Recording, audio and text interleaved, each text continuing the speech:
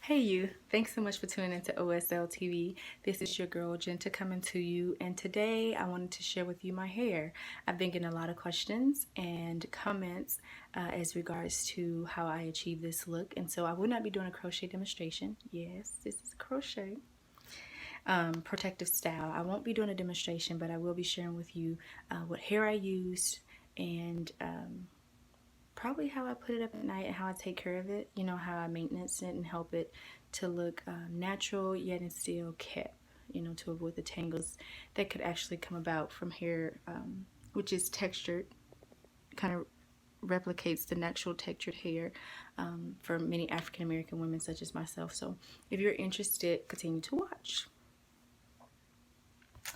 So I actually purchased this hair from my local beauty supply. This is the One Curl by Vivica Fox, and this is what it looks like, the pack. I have it in a number 1B, and I use 2 of these packs. They actually come with a bundle here and a bundle there, so 2 bundles for a pack for $6.99 at my local beauty supply, which wasn't that bad, very affordable. So I used 2 of these packs. At least I purchased 2 of these packs. I actually used about 3 of the bundles, so a little bit of the 4th, not that much, just here in the back. And so I actually used, this is a model One Curl, and this is in the color 1B30, and I use that right here at the top.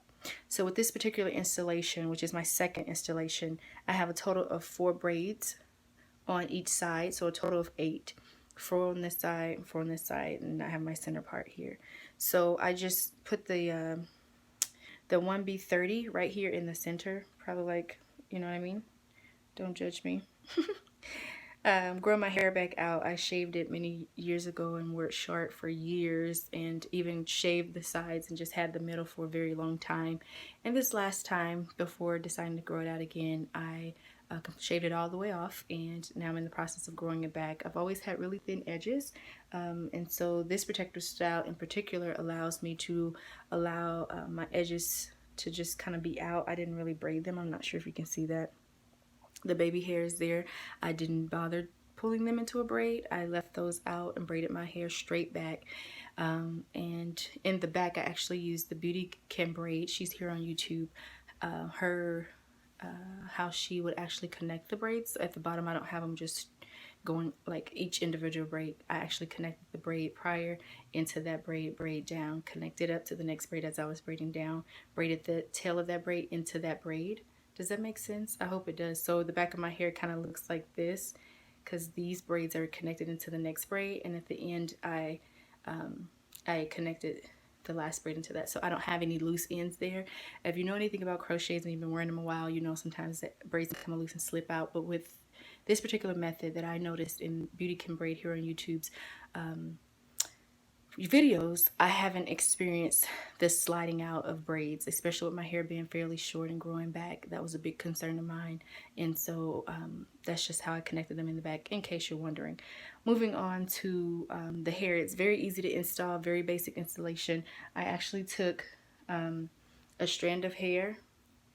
Say for instance, this is actually half of one. I actually took one and I divided it into 2, and then that's how I did the back all the way up until I got to maybe here, eyebrow.